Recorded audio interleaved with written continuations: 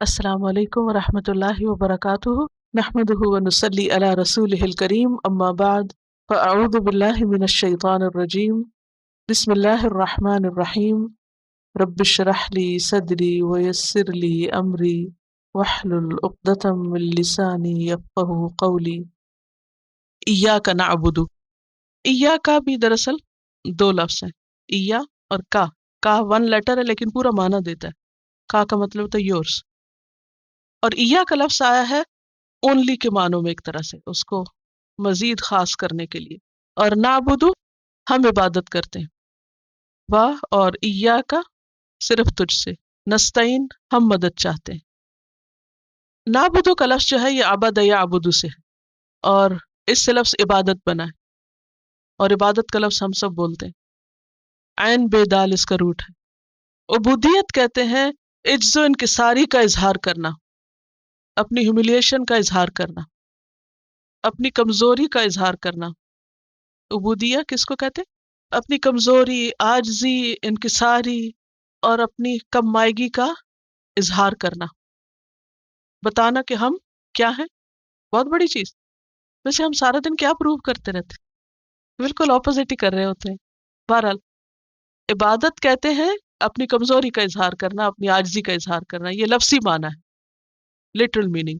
عربی میں عبادت کہتے ہیں اللہ کے لیے عاجزی کا اظہار، التذلل للہ عز وجل، لیکن محبت اور تعظیم کے ساتھ۔ ٹھیک ہے، دیکھیے ہم سب عبادت کے لیے پیدا ہوئے ہیں، ہم سب کو عبادت کا مطلب آنا چاہیے کہ what is عبادت۔ عبادت کا لفظ کس سے نکلا ہے؟ عین با دال سے، عبد۔ عبد کس کو کہتے ہیں؟ غلام کو، بندے کو۔ عبودیت کس کو کہتے ہیں؟ اپنی عاجزی کا اظہار کرنا۔ اور عبادت اسلامی اصطلاح میں کیا ہے؟ کیا کرنا؟ اللہ کے لیے اپنی عاجزی کا اظہار کرنا۔ اسی لیے ہم نماز میں کیا کرتے ہیں؟ کیسے کرتے ہیں اپنی عاجزی کا اظہار؟ ماتھا زمین پر رکھ دیتے ہیں۔ تو یہ کیا ہے؟ اظہار ہے نا، کس کا؟ اپنی عاجزی کا، انکساری کا، ہمبل ہونے کا۔ لیکن شرط ہے اس میں، کیا کہ ساتھ کیا شامل ہو؟ محبت اور تعظیم، رسپیکٹ۔ یعنی کہ او ہو نماز کا وقت، چلو بس پڑھ ہی لیتے، نہ محبت ہے نہ تعظیم ہے۔ یہ کیسی عبادت؟ عبادت کہتے ہیں اللہ کے لیے اپنے آپ کو جھکا دینا، محبت کے ساتھ، تعظیم کے ساتھ، اس کی اطاعت کرتے ہوئے اور اس کی ناپسند کی چیزوں سے رکتے ہوئے۔ تو عبادت کے معنی میں اطاعت بھی ہے، ٹھیک ہے، یعنی جن باتوں کا اس نے حکم دیا وہ کرنا، اور جن سے اس نے روکا رک جانا۔ یہ ہے اپنی عاجزی کا اظہار کرنا۔ تو ایاک نعبد کیا مطلب بنا؟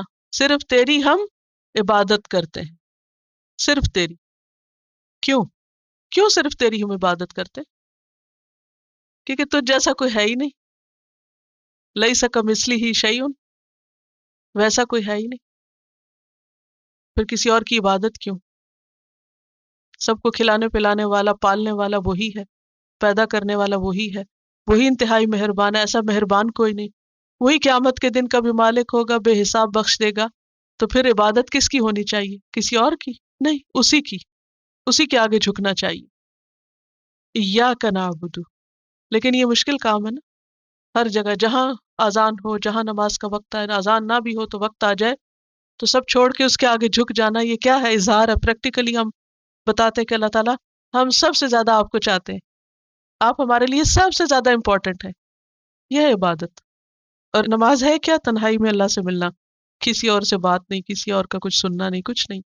ایاک نعبد و ایاک نستعین، کیونکہ سب مشکل ہے، ہم کمزور ہیں، اس لیے وایاک نستعین، صرف تجھ سے ہم مدد چاہتے ہیں، تو ہماری مدد کر۔ یہ بندے کی ضرورت ہے، دعا کہ اسی سے مانگے، اس کی عبادت کے لیے اسی کی ہیلپ۔ انسان دو حالتوں میں سے ایک میں ہوتا ہے، یا تو اللہ کی عبادت کر رہا ہوتا ہے، یا پھر یہ کہ اللہ سے مدد مانگ رہا ہوتا ہے۔ عبادت اگرچہ نماز روزے کی شکل میں بھی ہوتی ہے، مگر ساری زندگی کو اللہ کی مرضی کے مطابق گزارنا بھی عبادت ہے۔ اچھا، جب ہم سے وہ نہیں ہو پا رہا ہوتا تو پھر ہم کیا کر رہے ہوتے ہیں؟ پریشان ہو رہے ہوتے ہیں، ہم کچھ کرنا چاہتے ہیں وہ ہو نہیں رہا، وہ کرنا چاہتے ہیں ہو نہیں رہا، ہر وقت کشمکش، دنیا ادھر کھینچتی ہے، دین ادھر کھینچتا ہے، دل کچھ کہتا ہے، دماغ کچھ کہتا ہے، ہم کچھ کرنا چاہتے ہیں، کرنے کچھ نکلے، ہو کچھ اور ہی گیا ہے ہر وقت یہ مسئلہ کہ نہیں یہ میرے ساتھ ہی صرف، ہم سب کے ساتھ ہے۔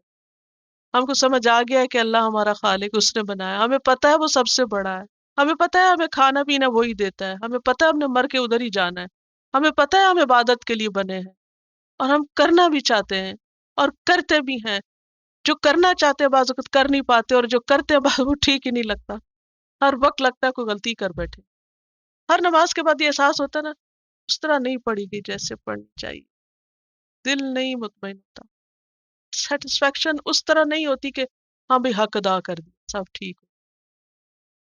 خوشی تو ہونا الگ بات ہے، لیکن یہ کہنا کہ حق ادا کر دیا نہیں۔ اگر کوئی شخص پیدائش کے دن سے لے کے موت تک بھی سجدے میں پڑا رہے تو وہ اللہ کا حق ادا نہیں کر سکتا، جتنا مرضی اچھا سجدہ، مگر وہ دل میں جو کمی رہتی ہے اپنی کمزوریوں کا احساس، اصل میں عبادت ہے بھی اسی چیز کا نام ہے کہ اپنی کمزوری کا اظہار کیا جائے کہ اللہ میں تو کر نہیں سکتا، میں کر رہا ہوں مگر میں قابل کسی نہیں ہوں، تو پھر فوراً ضرورت کس کی پڑتی ہے، پھر تو کرا لے ہم سے، تو قبول کر لے، جتنا بھی کیسا بھی کیا ہم نے ٹوٹا پھوٹا، پھر تو اسے ایکسپٹ کر لے، ٹھیک ہے۔ یہی ہے ایاک نعبد و ایاک نستعین، یا ادھر ہے یا ادھر ہے، اور جب غلطی کر بیٹھتے ہیں یا جو کرنا چاہیے تھا نہیں کرتے پھر بھی استغفار کی ضرورت ہوتی، پھر وہ دل دل میں معافی مانگتے رہتے ہیں، یا اللہ ڈر لگتا رہتا ہے تو پکڑنا نہیں، بس ہو گیا نہیں کر پاتے، مجبوری ہے۔ دعا کرنے کا مطلب صرف یہ نہیں ہوتا کہ آپ ساری دنیا کے کام چھوڑ کے وہ مصلی ڈال کے بیٹھے اور دعا کریں، اللہ سے جو اندر ایک کنیکشن ہوتا ہے اور مانگتا رہتا ہے، یہی ہماری ضرورت ہے۔ اور یہ جو کہا گیا نا ایاک، صرف تجھ سے مانگتے ہیں، اس کا مطلب یہ ہے کہ کیا کسی اور سے کچھ بھی نہیں مانگنا چاہیے، کچھ بھی نہیں لینا چاہیے، ہاں؟ یا مانگ سکتے ہیں کسی سے کچھ؟ اگر میں کہوں پلیز مجھے پانی لا دے تو از اٹ رانگ؟ ابھی تو آپ کہہ رہے ہیں نہیں مانگ سکتے، اور ابھی ہم کہہ رہے ہیں صرف تجھ سے مانگ، اور پھر کسی اور سے پانی بھی مانگنے لگتے ہیں۔ اللہ تعالیٰ میں خود کہتا ہے تعاونوا علی البر والتقوی، نیکی اور تقوی کام میں ایک دوسرے کی مدد کرو، اپنے بھائی کی مدد کرو، کسی مظلوم کی مدد کرو، پھر ہم کہتے ہیں ہم تجھ سے ہی مدد چاہتے ہیں، تو پھر یہ کیا ہے؟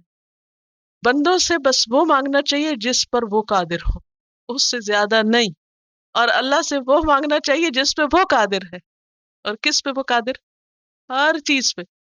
بندوں سے وہ نہیں مانگنا چاہیے جو بندوں کے ہاتھ میں نہیں، ٹھیک ہے؟ یہ ہے اس کا مطلب۔ مثلا کسی کی زندگی کس کے ہاتھ میں، کس سے مانگنی چاہیے؟ صحت کس کے ہاتھ میں؟ کیا ہم کسی ڈاکٹر سے کہہ سکتے ہیں آپ مجھے صحت دے دیں؟ نہیں، لیکن یہ کہہ سکتے دوا دے دے، کیونکہ وہ دوا دے سکتا، صحت نہیں دے سکتا۔ اسی طرح اور چیزیں بھی، تو جو اللہ کے ہاتھ میں ہے اس کے لیے کسی بندے پہ توقع رکھنا جو ان بیچاروں کے پاس ہے ہی نہیں۔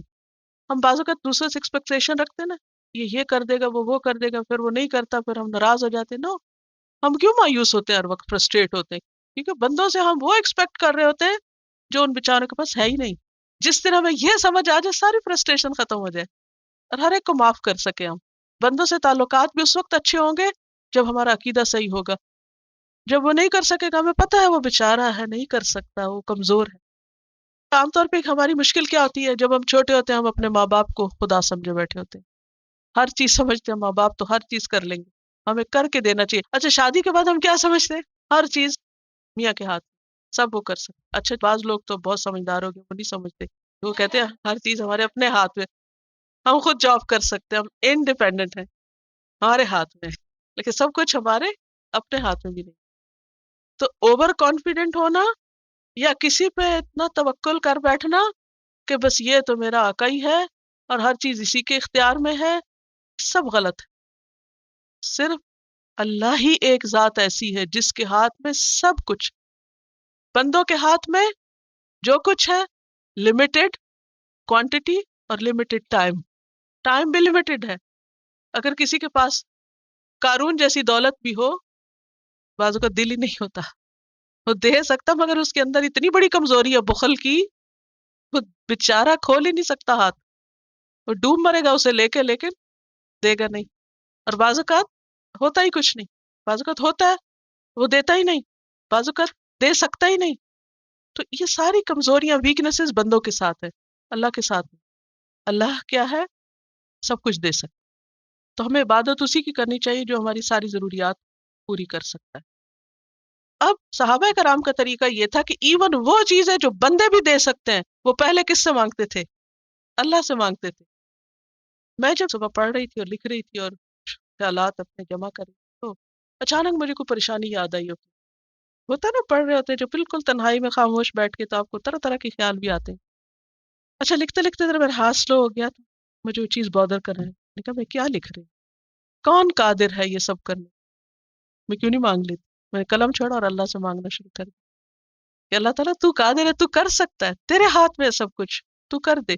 اور میں اتنی مطمئن ہوں کہ اس کے بعد پھر اگلا کام وہ ہر جگہ ہر وقت ہمیشہ سنتا ہے، اور وہ خود کہتا ہے وقال ربکم ادعونی استجب لکم، بندو مانگو میں دوں گا، تم مانگو۔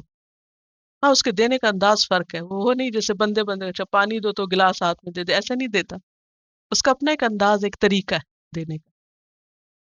تو صحابہ کرام جو تھے وہ چھوٹی چھوٹی چیزیں بھی اللہ سے مانگتے تھے، کھانا پینا بھی، سواری اور ضرورت کی چیزیں۔ اور اس سب کے لیے اگر آپ اچھی اچھی دعائیں یاد کریں جو نبی صلی اللہ علیہ وسلم نے مانگی، کتنی زیادہ دعائیں ہیں۔ اچھا ایک بات یہ بھی دیکھیں، جب میں دیکھتی ہوں نبی صلی اللہ علیہ وسلم کی دعائیں تو میں ہمیشہ سوچتی ہوں کہ وہ انسانوں میں سب سے زیادہ عبادت گزار تھے، لیکن سب سے زیادہ ہمبل تھے۔ جتنا کچھ آپ نے مانگا شاید کسی اور نے نہ مانگا۔ تو اس سے کیا پتہ چلتا ہے کہ محمد صلی اللہ علیہ وسلم اللہ کے بندے اور اس کے رسول ہیں، اور انہوں نے جو کچھ مانگا وہ ہمیں بھی سکھایا، سب کتابیں موجود ہیں، اور دعا بھی عبادت ہی کی ایک قسم۔ تو خلاصہ کیا ہے کہ اللہ کی مدد کامل مدد ہے، اور بندوں کی مدد ناقص مدد ہے، لمیٹڈ ہے۔ بندوں سے وہ نہیں توقع رکھنی چاہیے جس کے وہ قابل نہیں۔ اس سے پھر انسان کو کیا ملتا ہے؟ سکون۔ بعض اوقات کسی کے ہاتھ میں چیز ہوتی ہے مگر اس کا دل ایسا نہیں ہوتا کہ وہ آپ کو دے، پھر کتنی تکلیف ہوتی ہے نا؟ ہمارے جتنے مسئلے مسائل ہیں گھروں کے، وہ کس وجہ سے؟ اکثر لوگ کیوں ڈپریشن کا شکار ہوتے ہیں؟ کیونکہ پتا ہوتا ہے یہ چیز ہے، یہ فلاں کر سکتا، پھر وہ کرتا نہیں۔ آپ بچوں پہ کیوں اتنا یل کرتی، کیوں غصہ آتا؟ جب آپ انہیں کچھ کہتے کہ یہ کرو، وہ کر سکتے ہیں لیکن نہیں کرتے، پھر کیا ہوتا ہے؟ آپ کیا ریئیکشن ہوتا ہے؟ اسی طرح ہر ایک کے ساتھ بعض اوقات آپ اپنے پیرنٹس سے، بچوں سے، شوہر سے، دوستوں سے، مختلف طرح کے لوگوں سے مختلف طرح کی ایکسپیکٹیشن رکھتے ہیں، وہ نہیں کر پاتے۔ کیوں نہیں کر پاتے؟ کیونکہ وہ کمزور ہیں، ناقص ہیں، پرفیکشن نہیں ہے ان میں۔ تو بندوں کو بندہ سمجھے، اور الہ بس ایک ہی، ایاک نعبد و ایاک نستعین۔ اور یہ جو ہم کہتے ہیں نا لا الہ الا اللہ، یہ اس کی اصل تفصیل ہے۔ دعاؤں میں ہم بہت کچھ مانگتے ہیں، لیکن پہلی دعا ہمیں سکھائی گئی اہدنا الصراط المستقیم۔ اہدنا، اہد کا مطلب ہے دکھا، اور نا کا مطلب ہے ہم کو، اور اہد کا لفظ جو ہے یہ ہدایت سے ہے۔ ہدایت کس کو کہتے ہیں؟ گائیڈنس، یعنی گائیڈ اس۔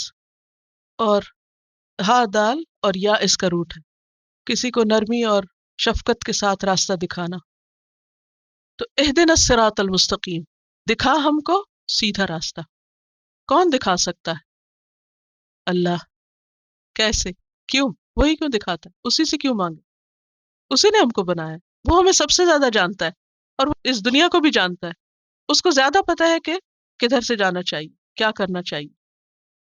قرآن پاک میں آتا ہے من یہد اللہ فہو المہتدی، جس کو اللہ ہدایت دیتا ہے وہی دراصل ہدایت پانے والا ہوتا ہے۔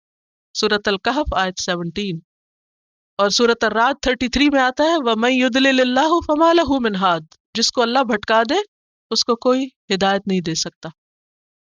ہدایت دو طرح کی ہوتی، ایک ہوتی ہے علمی اور ایک ہوتی ہے عملی۔